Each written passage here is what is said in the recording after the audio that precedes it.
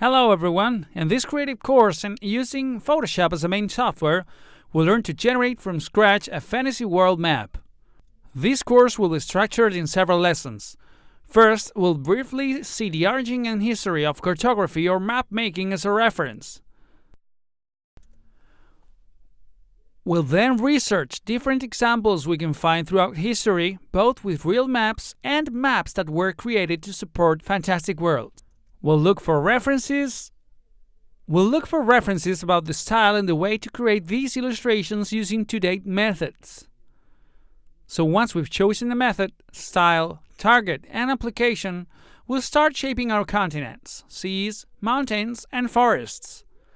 During most part of this explanation, we'll see several concepts like creating little creatures, making mountains, generating texts, seeing the possibilities of layer styles.